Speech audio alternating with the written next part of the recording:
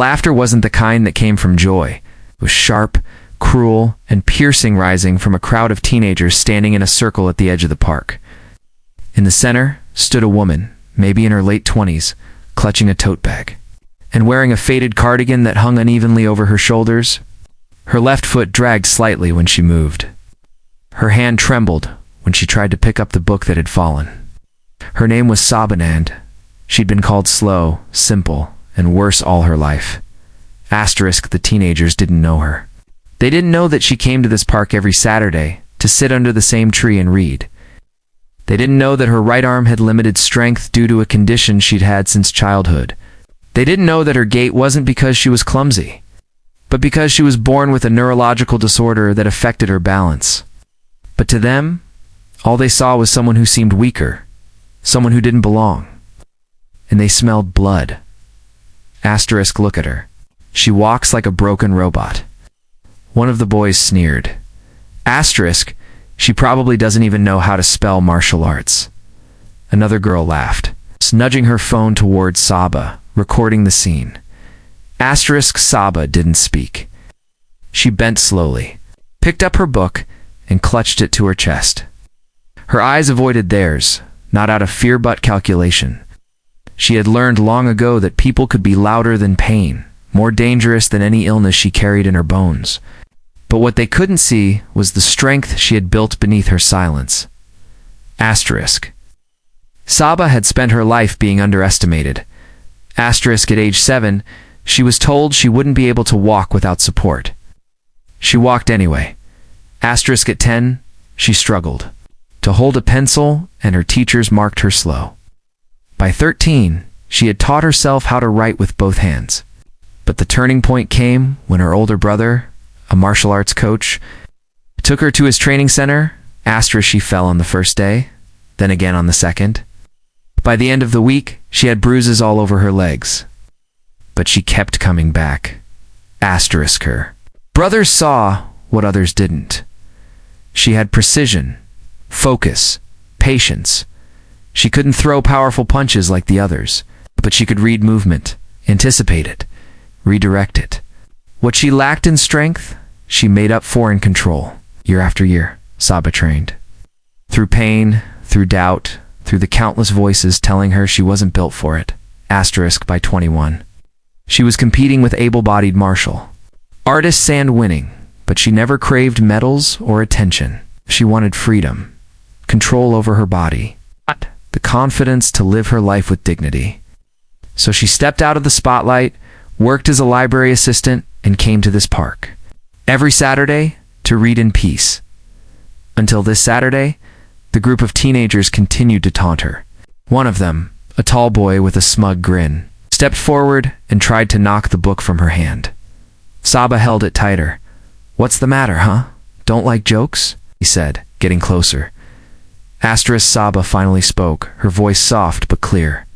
"You've had your fun. Now walk away." Asterisk, the boy laughed. "Or what?" Asterisk, he reached out again, but this time her hand moved fast and precise.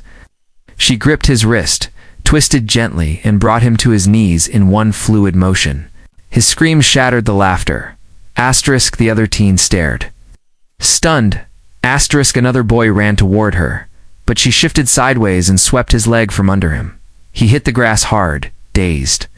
A girl tried to intervene, swinging her bag, but Saba sidestepped and stopped her momentum with a calm shoulder block. Controlled, clean. No rage, just pure discipline. They were on the ground before they understood what had happened. And then silence. Asterisk, Saba stood over them, steady despite the trembling in her arm. She didn't need to raise her voice. Asterisk, "I'm not here to hurt anyone," she said, breathing calmly. "But don't confuse quiet with weakness." Asterisk, a man walking his dog, had seen the whole thing.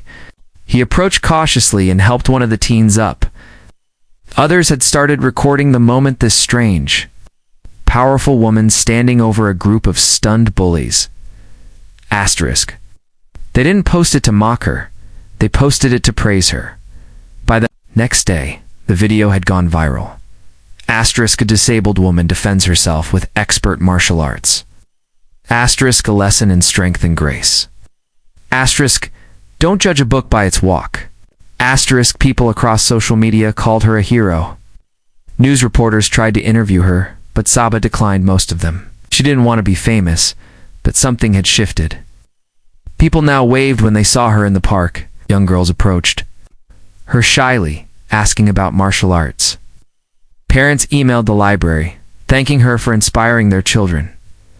Asterisk, one afternoon, mother brought her daughter who had a brace on her leg to meet her. Asterisk, she watched your video on repeat, the mother said. She believes she can be strong now.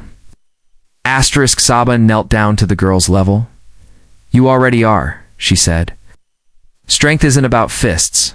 It's about never letting the world decide your worth. Asterisk, that Saturday, she sat under her usual tree. This time, not alone. Asterisk, a small group of children and teens gathered around her as she showed them simple breathing techniques, balance drills, and light movements. Not to teach them how to fight, but how to stand. Asterisk, the bullies never returned. But their impact had already been turned into something powerful. A reminder that not every disability is a weakness. That behind trembling hands and slow steps, there can live a spirit fierce enough to knock down ignorance in a single move. Asterisk, Saba remained simple in her lifestyle, but no one called her simple again. Asterisk, because the world finally saw her not for what she lacked, but for what she'd always carried: quiet strength, discipline, and the will to rise. For more inspiring and emotional stories like this, don't forget to like, comment, and subscribe. Sometimes, the most powerful warriors wear no armor, they just move in silence.